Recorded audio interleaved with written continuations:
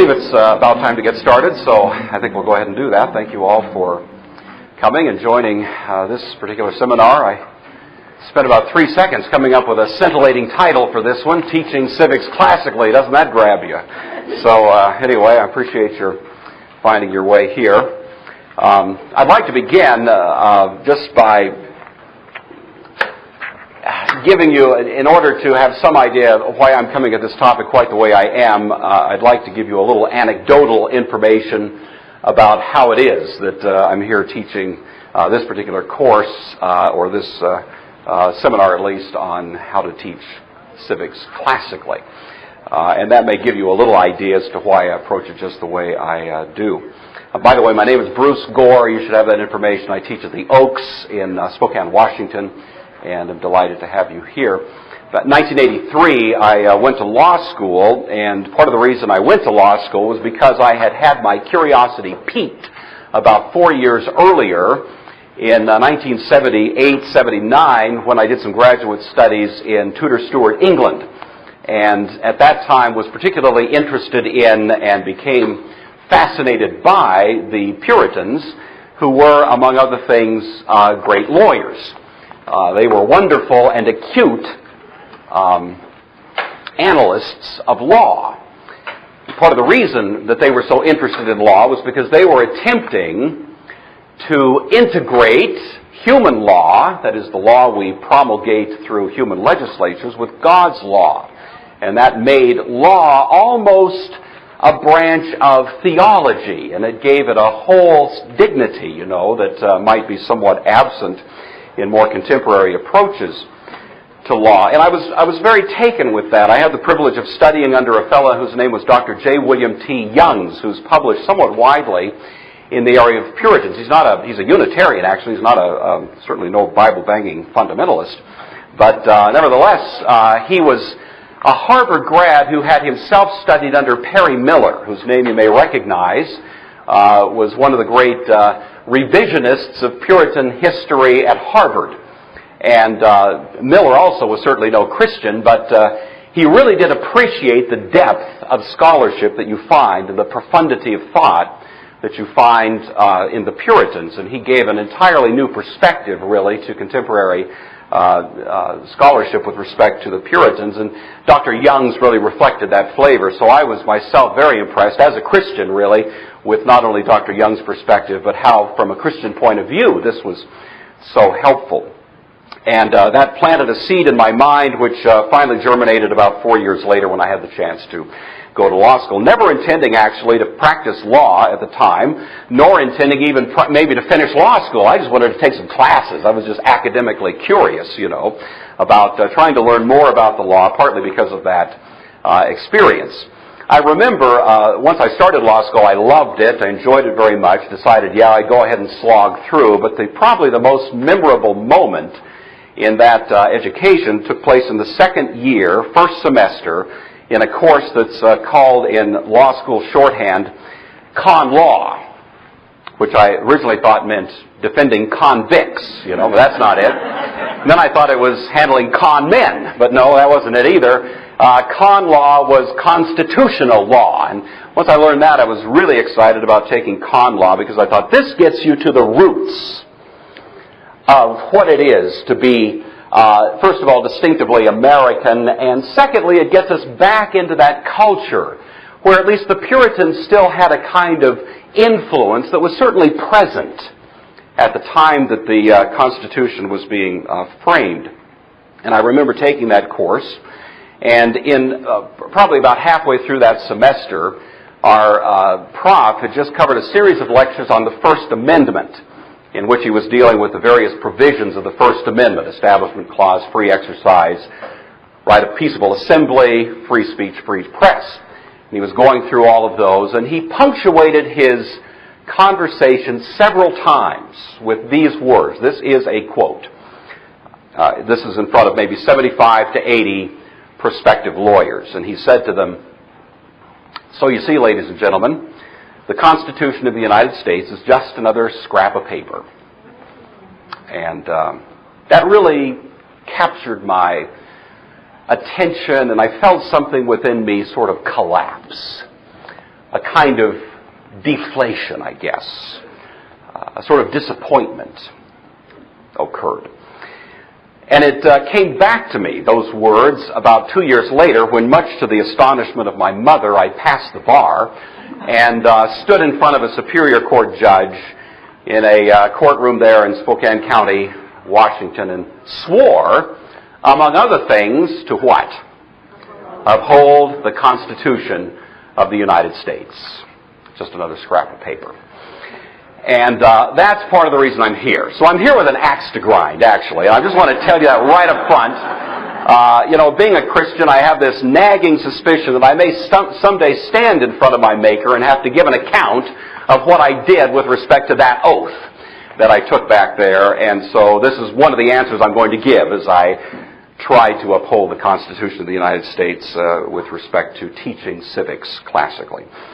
So anyway, that's part of what brings me here. And with that, let's have a word of prayer and we'll get underway. Our Father, we're grateful for the reminder we've had this morning of these very important matters about which we find ourselves engaged, the warfare that is indeed going on, and how much we sense that warfare as we seek to teach political theory and civics. We pray that you would give us this morning an insight and appreciation through your Spirit of those things that you would have us to understand and use as ways of training up a new generation of warriors, those who would represent, in the very best sense of the word, the truth of your Scriptures. We give you thanks for it in the name of Christ. Amen. In 1998, I was taking a deposition in a little, normally sleepy town in the middle of Washington State called Moses Lake. Doesn't that sound like a sleepy town? Moses Lake. And I was deposing a teacher there in connection with a case that I had which involved a school shooting. And in that particular case, there had been a young man, 13 years old, who had taken the book by Stephen King entitled Rage and studied it carefully. Very bright young man, I might add. Studied it carefully.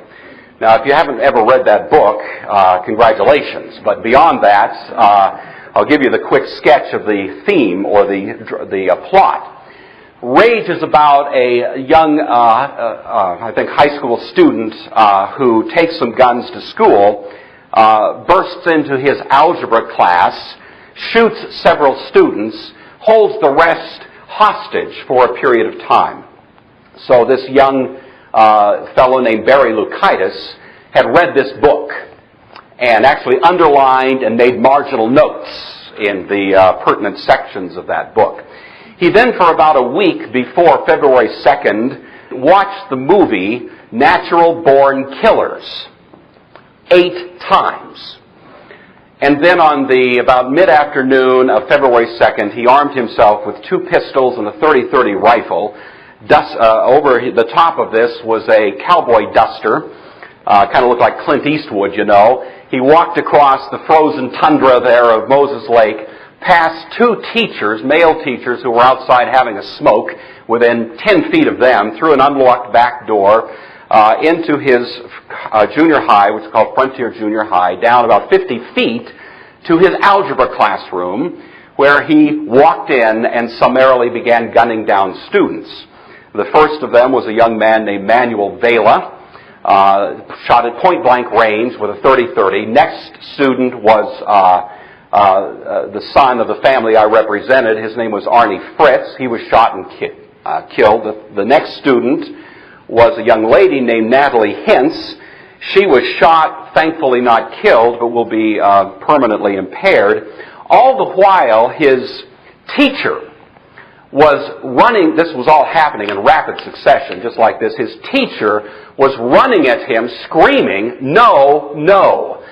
He then turned to her, and she, seeing the muzzle of that gun pointed at her now, turned around and began running away, and he shot her in the back and killed her. Her name was Leona Kyrez. And then he held the students at bay for some time, and the drama played on from there. I was taking a deposition of one of the teachers, and although I wasn't planning to ask this question, it sort of blew through my brain. If there's any lawyers in the room, you know how this could sometimes happen. And so I asked this question of this teacher. I said, by the way, this was 2 years now after the event, by the way, how are students, that is peers, of Barry Lukitis feeling about him today? What are their opinions of him? And this teacher surprised me because she gave a response that was without any particular, she didn't, I would have thought she'd think about it for a minute, Oh, that's an interesting question. She didn't do that. She gave an immediate response as if she'd already thought about it, and her response was this. This is, I think, pretty close to what she said. She said, well, in the minds of many of the students, he is viewed as a hero. And I know the little bit of surprise showed on my face as I couldn't help asking the follow-up question, how can that be? How can anybody responsible for such a ghastly act be viewed as heroic? And again, her answer, I think, was almost verbatim in these words. She said, well, in the minds of many of these students, he was the one who had the courage to seize the power.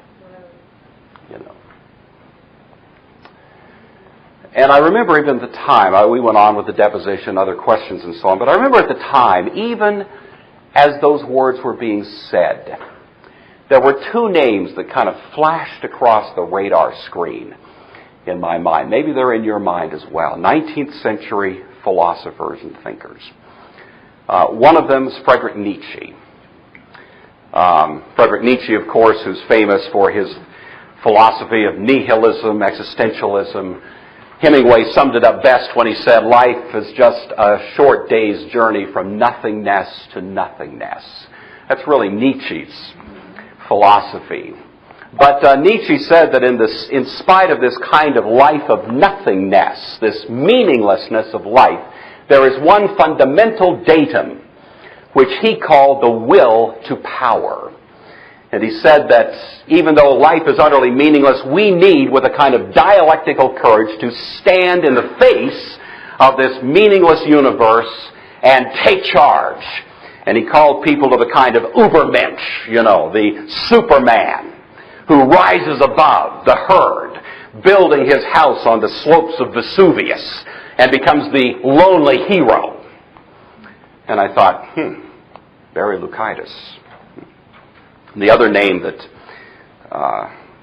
occurred to me at the time was Charles Darwin, who, of course, is most well known for his famous book with the frankly racist title, I can never quite say it, The Origin of the Species by Means of Natural Selection, or The Preservation of Favored Races in the Struggle for Life. You should always quote the entire title, because some people would be a little embarrassed, I think, to hear it. But, of course, and it was Spencer, not Darwin, who really gave the little catchphrase of Darwin's theory called the survival of the fittest. That is, that it's those who are strong, it's those who are powerful, who can shoulder aside the weaklings of society and survive.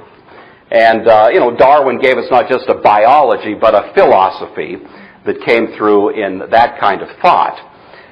It's interesting that we learned from some of the peers and friends of Barry Lukitis that he liked Darwin. In fact, he was rather taken. In fact, he had said to some of his fellow students on occasion, before, of course, this event, he didn't see what the big deal was about murder. He didn't say, well, what was the big deal about that? We are, after all, just animals. And we do shoot animals. He had said that to students. Well, those two came to my mind, especially with Darwin. It probably is worth noting that Darwin himself, giving us that kind of philosophy, was representing a prior philosophy that had been dominant in the 19th century that goes back to a guy named George Hegel, who you're probably familiar with. And Hegel had given that initial kind of dialectical triad, this sort of evolutionary process. Only he hadn't put it in biological categories, but more philosophical categories. And his idea was that as history unfolds, you have great ideas that you would call the thesis. And then over against that, the antithesis. And these two struggle.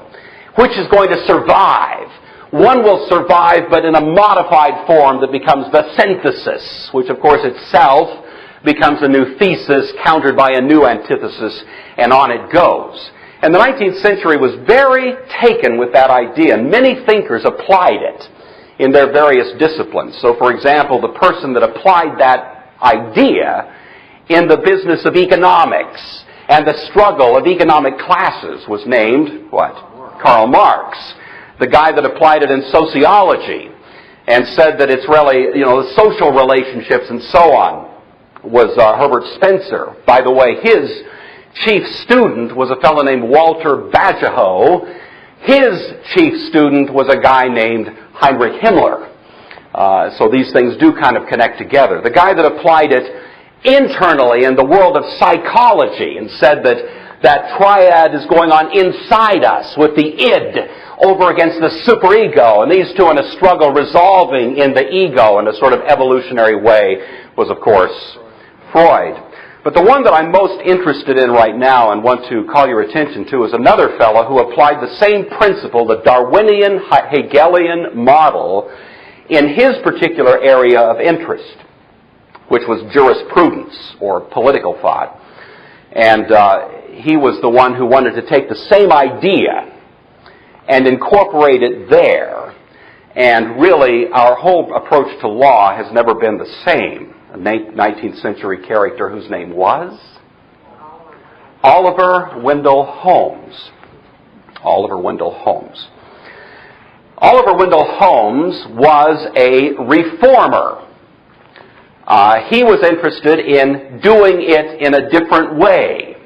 He wanted to change the approach that we would call a classical approach to law and political thought and give it a different kind of spin that has cast its shadow throughout the 20th and now into the 21st century.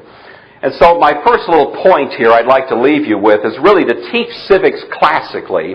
You've got to understand Oliver Wendell Holmes and that which he represented.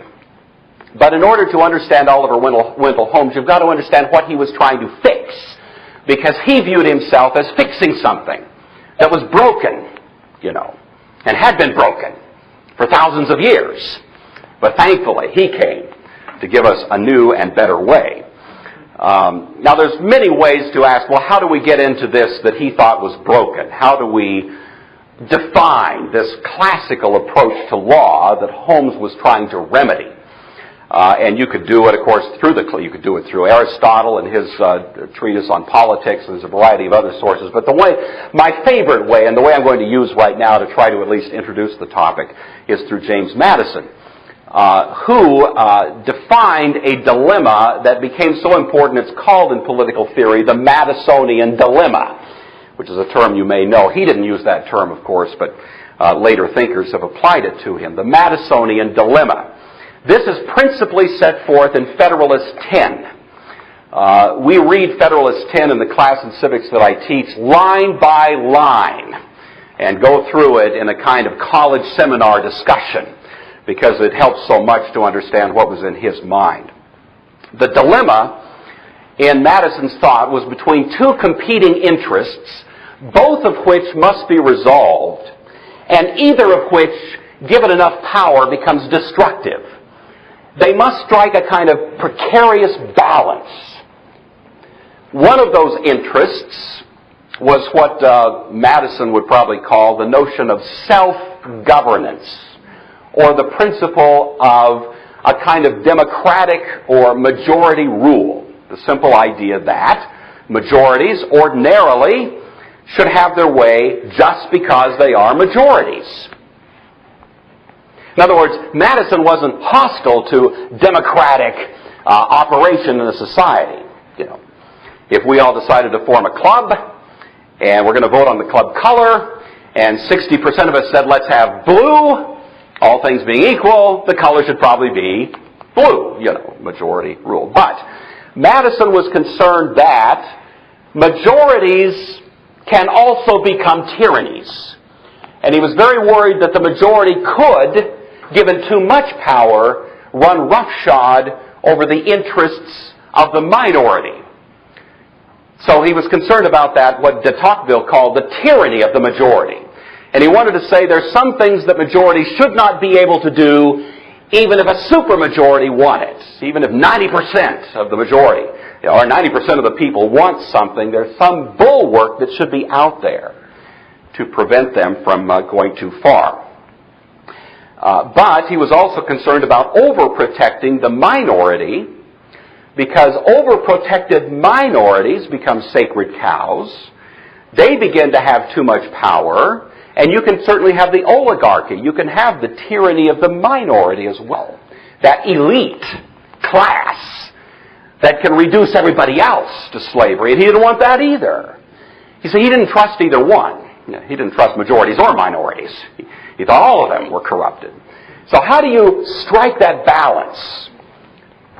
Where do you find it? And of course, he found it in what he called a republic. Now, the word republic obviously has been around for a long, long time. Madison didn't invent that term. But he had a particular way of understanding the nature of a republic, in which he was borrowing on the great classic heritage of the West. And it was really founded on two pillars, or two principles. The first principle you simply call the idea of representation, representative government. And Federalist 10 is probably the best place to find his exposition of the notion of representative government. And there, all he does is talk about how the power of the majority has to be impaired, not destroyed. We're not trying to, annihilate the power of the majority, just trip it up a little bit, So what do we have? We have things like the electoral college, or division of labor in government, checks and balances, and all of that, which are simply designed to say we're going to give the majority a certain amount of, firepower here, but not too much. We're going to keep putting up impediments to the majoritarian principle. The other idea that Madison developed, which was very important in his writing in other places, was the notion that actually takes its name from Samuel Rutherford's book, Lex Rex, the rule of law. And that was very important to Madison as well. He, for example, gave the following statement. This is a famous quote. You've probably heard it. Quote from Madison: "We've staked the whole future of American civilization not upon the power of government, far from it.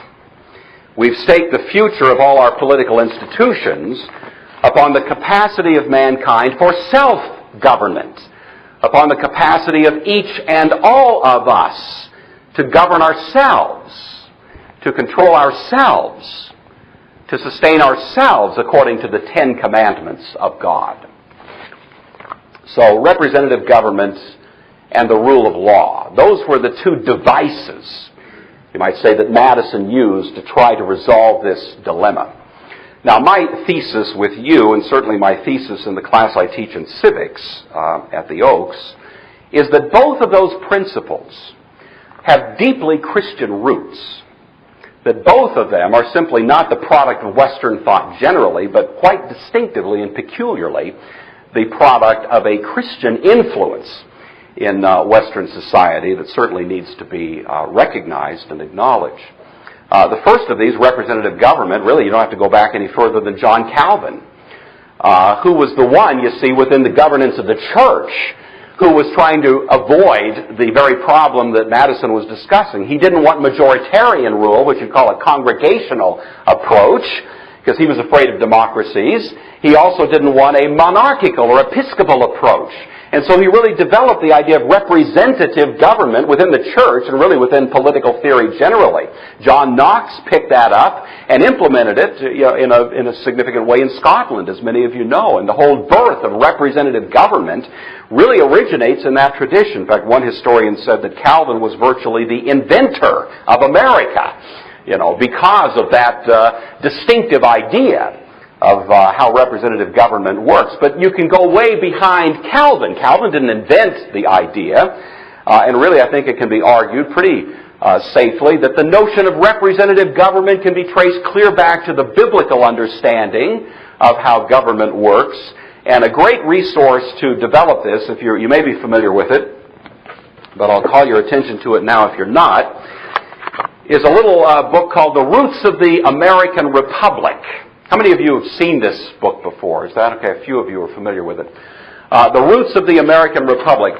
By the way, I handed out, or I've given to you, a reading list, and hopefully you picked it up on your way in, and if not, you can pick one up on the way out. This is the reading list we used in the class I teach in this last year, and publisher information is available on that list, as much as I could get from the book itself here. It is an analysis of the Hebrew Republic, written about a century ago, but really very helpful in terms of developing an insight into how the idea of representative government was developed in America, and showing the roots of that biblically. The one warning I'll give you about this is the binding is terrible. I tell the students every year, please treat this book with great care, and they do. They're extremely good, and still, pages fall out of it right and left. So I would suggest, as soon as you get one, just put a 3-ring binder in it. Just despair right off the bat, and that'll probably be a safer way to approach it. But anyway, it's a pretty good book. We don't spend a lot of time on that. We cover that whole book in 3 weeks. We just zip right through it, because I want to give them a kind of casual introduction to this, but we could certainly be detained there for the whole course, and I'm not trying to do that. But anyway, representative government, my point here is that I think you can argue that that is a biblical and a Christian idea, and Calvin certainly would have seen it that way. The other idea, the rule of law, is certainly also connected with a notion that would be deeply and profoundly Christian. Now, as soon as you say the rule of law, one term that comes to mind, which I'd like to play with a little bit here with you, is the term natural law. Natural law. And I'm aware that that is a controversial term. And you have very principled Christian people who will object to the idea of natural law. And I'm not going to get into that debate. That is an interesting separate debate. But I'm simply going to use the term in a casual way right now, acknowledging that I'm aware that that debate is out there, and some of you may be really up to speed and aware of that as well. But nevertheless, the term natural law has been commonly used to describe that notion in which God has created an ordered universe, and that as we reflect on this universe, we can see those principles at work. That's the idea. It's interesting, the term itself draws fire from both sides. It draws fire from very principled Christians sometimes. It also draws fire, however, from the liberals in our society. Some of you are old enough to recall the confirmation hearings of Clarence Thomas. And you may recall that when he was first nominated, he made a casual remark to an interviewer in the press that he believed in natural law. Does anybody remember that? Okay. Boy, did he get in trouble. I mean, Teddy Kennedy went berserk. Joe Biden just went off his rocker, hearing that no, nothing as ghastly as that. The man believes in natural law. You'd think, that he just said he believes in pillage, and you would have thought he just owned himself as the most horrific kind of criminal to subscribe to the idea of natural law. In fact, I think that may be what precipitated the later chapter of Anita Hill coming in. I think it was an attempt really to torpedo the guy, because there was so much fear that he would believe in something like natural law, that there are transcendent values of right and wrong that we did not put in place by a human vote, but they were actually there, put in place by our Creator. Who could believe something like that, you see? And so he was really subjected to quite wrathful treatment. Chuck Colson made a comment right at the time.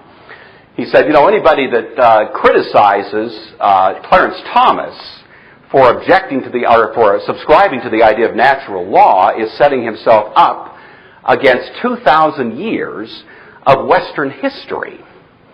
And it's really true.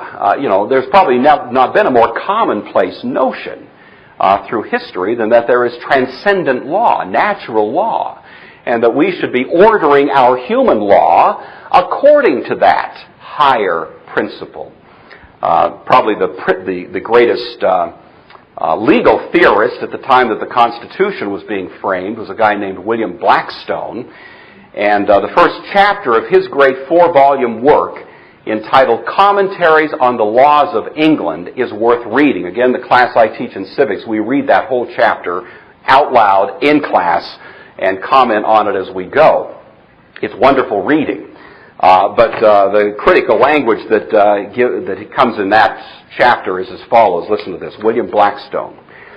This law of nature, being co-eval with mankind and dictated by God himself, is of course superior in obligation to any other.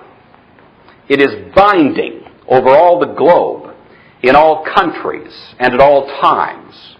No human laws are of any validity if contrary to this, and such of them as are valid derive all their force and all their authority mediately or immediately from this original.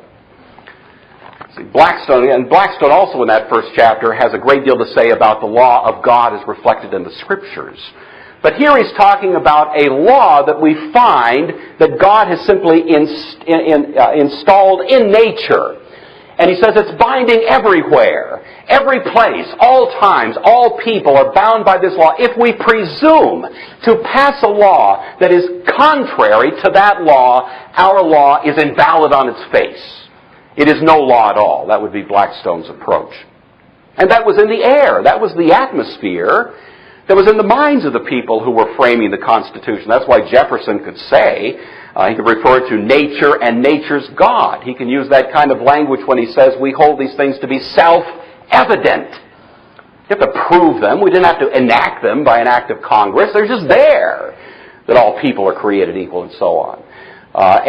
So this idea that there is a kind of principle of law that is out there is certainly almost a given in classical Western thought. Maybe the best thinker to develop that, and again I'll give you another recommendation here on this point, is Thomas Aquinas. I have this particular piece of the Summa Theologia in a nice little volume called Treatise on Law. If you can't come by this, I picked this up, many, many years ago when it only cost 95 cents. That tells you how old I am. But I have to tell you this on the side. I'm the oldest person who teaches at the Oaks. I'm really old. I'm older than my boss by quite a bit, who's sitting over here, and so one of the standard jokes that runs around the school is, how old is Mr. Gore? And the best one I heard was one of our graduating seniors last year who said, Mr. Gore is so old that when he was a boy, the Dead Sea was only sick. So that gives you an idea. I am really old, But anyway, 95 cents when I bought this back in the Dark Ages. But anyway, if you can't come by that little, and it's easily come by the way, but if you prefer to use in the great books, if you just go to the Summa Theologia under Thomas Aquinas and find chapters. It's in the reading list. I give you the reading list. The chapters are there. Use that. Now, this is tough reading. In fact, we don't go through this line by line. It would bog down in a hurry. But if you read it and digest it and at least draw your students' attention to some of the pertinent sections, you'll see there that Aquinas develops at some length 3 levels of law. The first of which is the lexus eternitatis. That is God's eternal law. The laws we find it inscribed in tablets of stone. The revealed law of Scripture. The eternal law of God. Which Blackstone himself frankly acknowledges in no uncertain terms. But then the next level down, which Aquinas says is simply the mirror image of that law, seen imperfectly in nature, but nevertheless distinctly enough that it's certainly there for anyone to discover, the natural law. And Aquinas spends quite a bit of time on that. And then finally, the third level is what's called positive law, or human law. That is, the laws enacted by human legislatures. And of course, his argument is the same as Blackstone's, that human legislatures must never arrogate to themselves the authority to contradict God's eternal law or His natural law, that we are supposed to implement in greater detail the fundamental principles that we find in those higher metaphysical norms. And that's the call of the person involved in jurisprudence, to do such a thing. But you can even go behind Thomas Aquinas. I think, arguably, you can say that the Apostle Paul is saying something along these lines when in Romans chapter 2 he says, when the Gentiles who do not have the law, the Bible, do by nature the things of the law, they show the work of the law written in their hearts. They do it by nature. And they show the work of the law written in their hearts. Their consciences at work, accusing others while they excuse themselves, the way human conscience tends to work. But even Cicero, a pagan source, would say something similar. Listen to these words from Cicero. Quote, one true law, right reason in accord with nature. It is of universal application, unchanging and everlasting. God, who is the author of this law, is its interpreter and sponsor. So those two principles, representative government, the rule of law, both of those, especially the rule of law, were in the crosshairs of Oliver Wendell Holmes. He was particularly perturbed at that idea of the rule of law. If you want to read something from Holmes that kind of gets you to his point in a hurry, come by a copy of his still readily accessible work, The Common Law. It was written in 1889. It's by far his most important work. Of course, he later became a Supreme Court Justice, the Chief Justice of the U.S. Supreme Court. But before that, when he was writing his philosophy of law, this was the great work. The Common Law. Chapter 1 of that work, which is quite readable, he develops the principles upon which he's going to proceed in doing his analysis of jurisprudence. And these principles I can give you pretty much verbatim, and they are these two. He says, first of all, it is no longer possible to base laws on metaphysical norms. Oliver Wendell Holmes. It is no longer possible to base laws on metaphysical norms. In other words, it's no longer possible to do law the way we've done it for 2,000 years. It's no longer possible to do law the way Blackstone said we should do it, let alone Thomas Aquinas, or Cicero, or Plato, or Aristotle, or any of the... No. Now, Holmes tells us we've come of age and discovered we cannot do law that way, you see. So we say to Ollie, why not? What's the problem? Why can't we still do law the way we've done it all these many, many years? And of course he would say, well, we've been enlightened. Holmes, who's an atheist, Darwinian, would say, there are no metaphysical norms. And so how can you do law by things that are not there? They don't exist.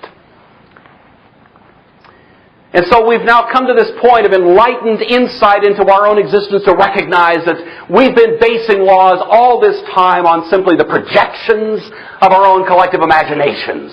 And we can no longer do law based on these metaphysical norms. Blackstone, you poor, naive buffoon, you got it wrong. Now we have to do it a different way. So we say to Oliver, well, okay, how do we do law? If we can't do them based on metaphysical norms, then where exactly do we go? And this language is the second point. We must now base laws, he says, on the values of the contemporary community.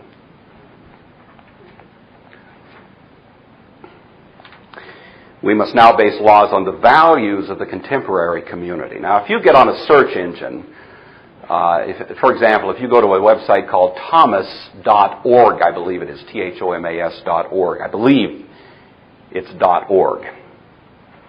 If not that, try .net. But anyway, it's a search engine that will give you access to United States Supreme Court opinions. And if you type in the search query, quote, values of the contemporary community, you'll be astonished at how many cases of the United States Supreme Court incorporate that rule as a justification for the opinion or decision reached.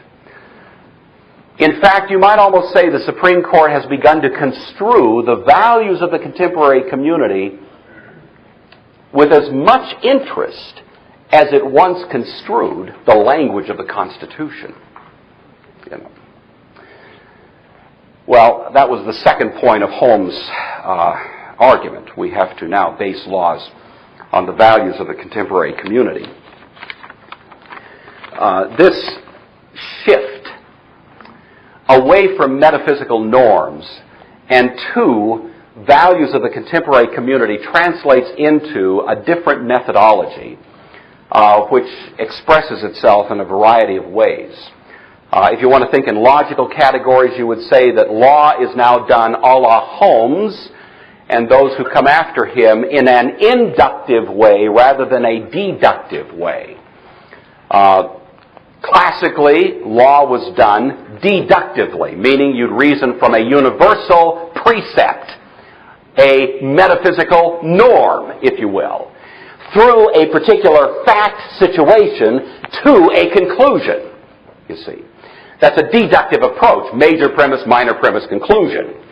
And so the fact situation presents itself to the judge, and the judge thinks, okay, what metaphysical norms apply to this particular fact situation such that I can apply the one to the other and reach a conclusion. Now, obviously, those metaphysical norms would be expressed in terms of actual law. It wasn't that the judge would immediately, launch into philosophy every time he dealt with a case.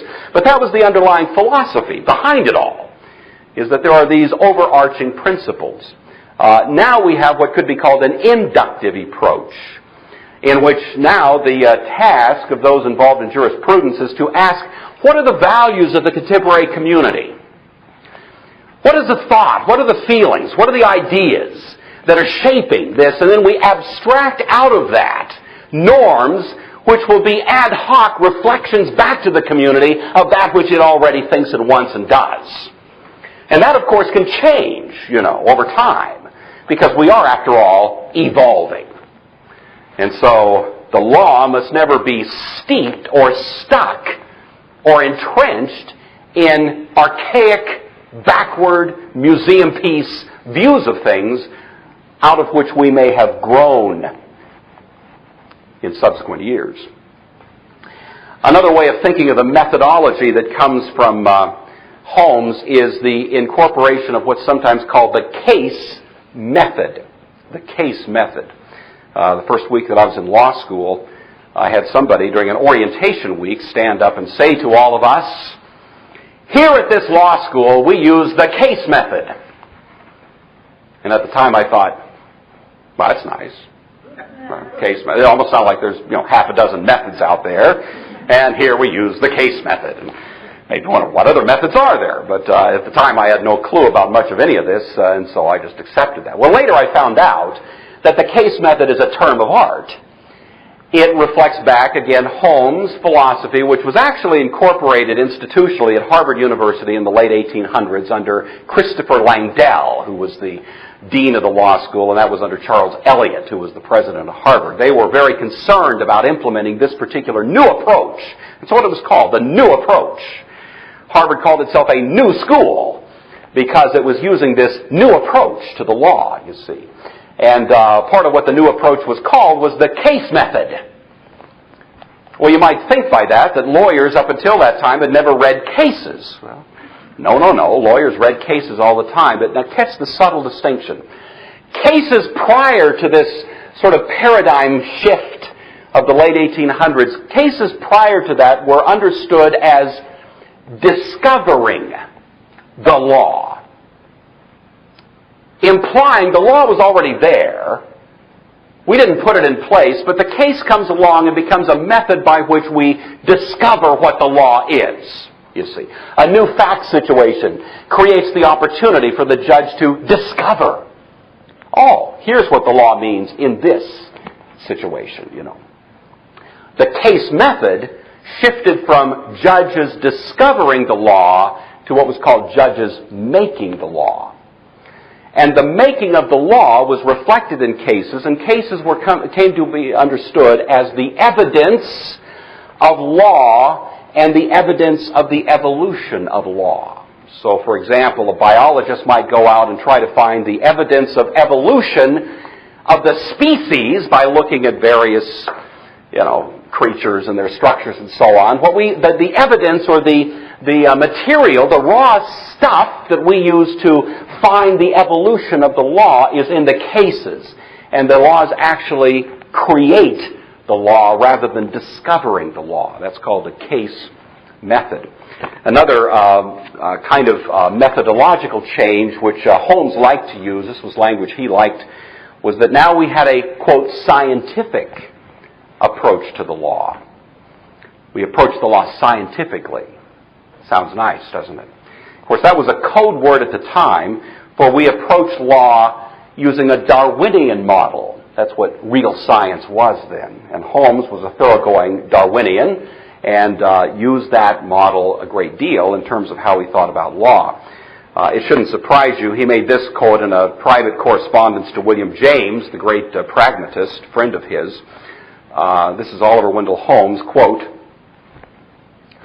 "I see no reason for attributing to man a significance different in kind from that which belongs to a baboon or a grain of sand." Oliver Wendell Holmes. Great to know that we live in the shadow of such an enlightened spirit, isn't it? Robin West is a professor of constitutional law at Georgetown University. Georgetown University Law School is a prestige law school. It's hard to get into. Professor Robin West is a prestige professor at a prestige law school, and she teaches constitutional law. I want you to listen carefully, please, to this quote from Robin West.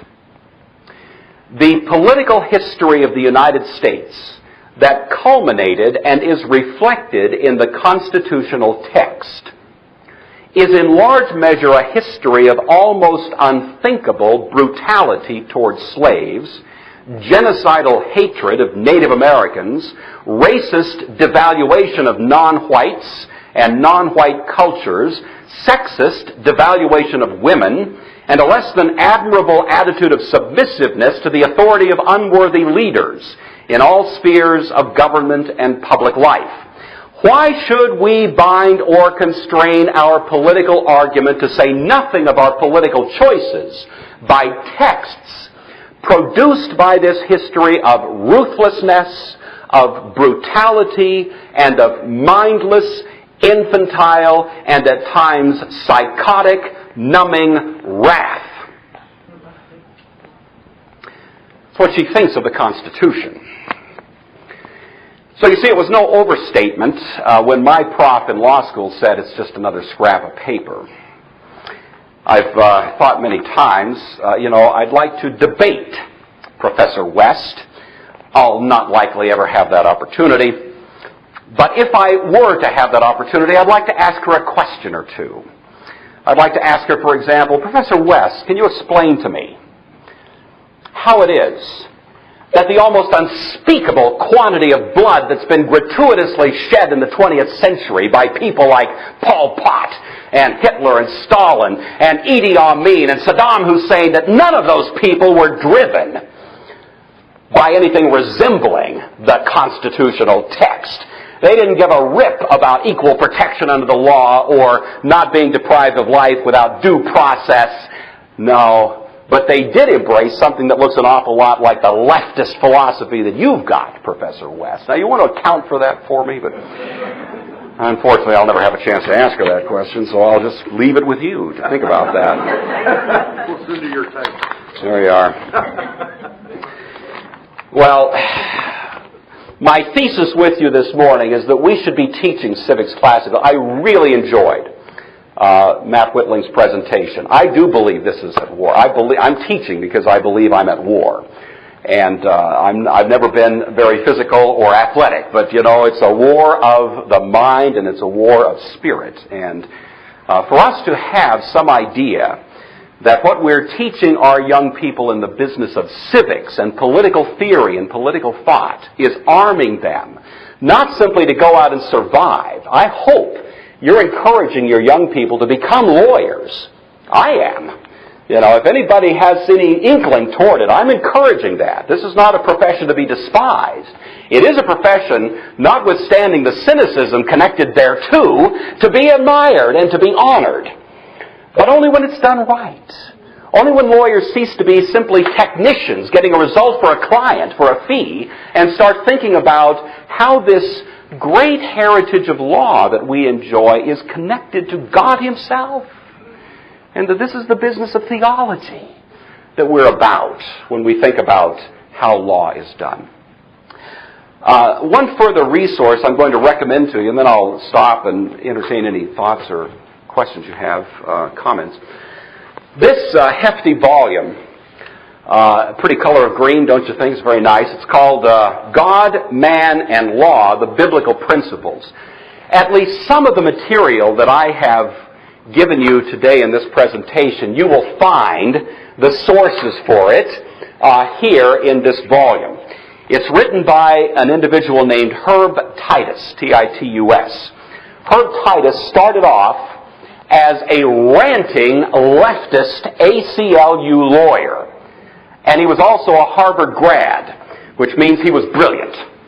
A brilliant leftist ACLU lawyer. And he got some just tragically successful outcomes in some of the cases that he handled as such a lawyer. On one occasion, he had just successfully defended a pedophile and was going to his hotel room that night, laid down on his bed. He tells this story himself. And as he was staring at the ceiling, it came to him like a thunderbolt. What if that pedophile had been the victimizer of my daughter? And although that wasn't the moment of his conversion, it was the moment of some great change. And over the course of only a few months, it was something like, Saul of Tarsus becoming the Apostle Paul. He just leaped in a heartbeat, so to speak, from one end to the other, both spiritually and politically and as a lawyer. And to this day, represents, in my opinion, one of the great shining lights in American practice of law with respect to how we should be thinking about law and thinking about political life. And I've talked to him personally, and I asked just last week his permission to mention to you this text, because what I've given you in the handout is his phone number, you see. And I didn't want to do that unless I had to run it by him. Because if you pay for that book from the publisher, you're going to pay a hefty price. But if you call up Herb, and if you do, you should mention you were here, and you might even drop my name to him so that he'll make that connection. Because he promised me that he would give a highly negotiated price for that to Christian educators. And so you all qualify, of course. So I hope you'll... Now, don't all call him this afternoon. That probably would be good. But as you have opportunity to give him a call, we use this volume at the school again at the Oaks. And I think you'll find it very useful. Just to give you a quick sketch, the first two chapters really cover something of this great paradigm shift that has occurred in especially American jurisprudence since the time of the turn of the century and so on. It goes into much more depth, obviously, than I can do in this presentation. The last 6 chapters cover what he identifies as the great fundamental themes of legal and political thought, which we owe to Christian heritage generally, and how they have played out in our own society. So these are ideas like jurisdiction, that is a division of authority among those who can speak the law to us. Jurisdiction, speak the law. Ideas of equality, the notion of vow, that is the principles of contract law. Restitution, that is the whole notion of criminal justice and how it should be done. Fault, the idea that we should be personally responsible for our actions.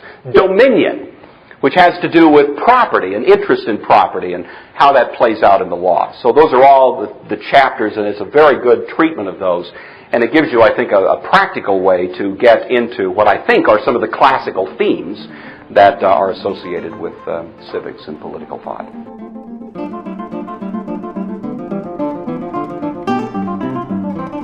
you.